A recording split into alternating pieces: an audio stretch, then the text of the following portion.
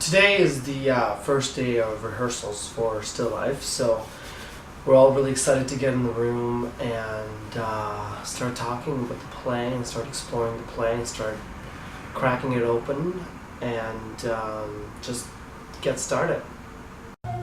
We came in and chatted about things in our life, and we read the script for the first time ever with scripts in our hand.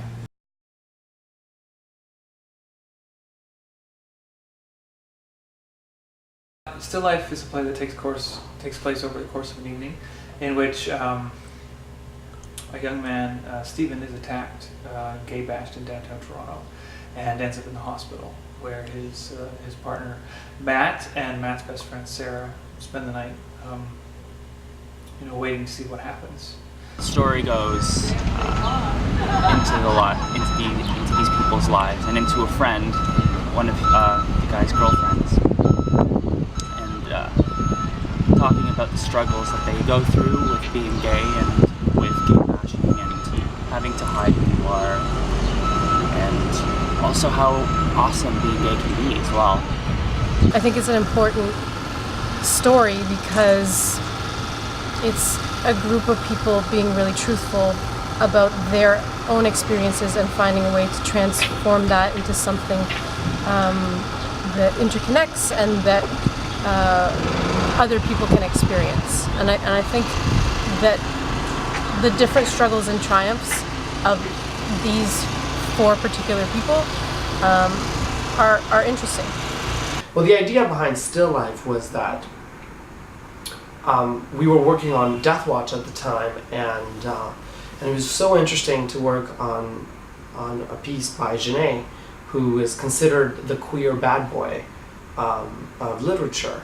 Immediately the questions for me were, well, what does it mean? This is what it meant. This is what it was like. This was part of what it was like in France in the 1930s to be queer. But what does it mean to be queer in Toronto today?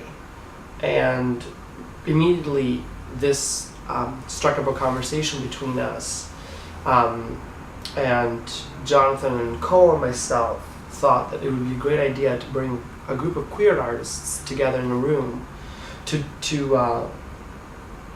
explore these questions and to explore the real world of what it means to be a queer Torontonian in 2011.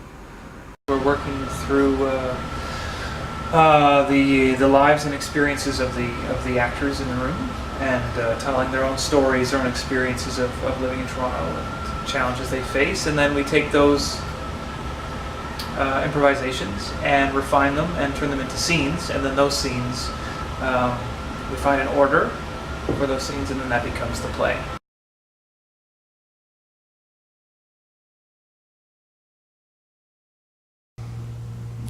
Because it costs a lot of money to make theater.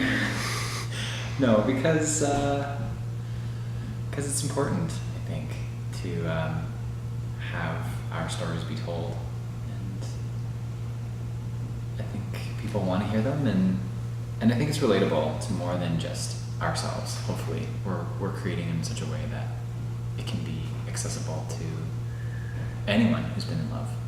Really, it takes a lot of time to do it, and it takes a lot of commitment from the group. Everybody needs to be in rehearsal all day throughout the full day, and it takes months of mining and improvisation, and that time requires us to be present for it, and it's difficult to be present for it if we have to be doing other things to make money. So Still Life and Lemon Tree Creations are telling stories that you don't see on Toronto stages. They're speaking to experiences in Toronto that we don't get to hear from very often. And it's also a young company of really promising emerging artists who are finding a new way to create work and tell their own stories. That's innovative and theatrically engaging.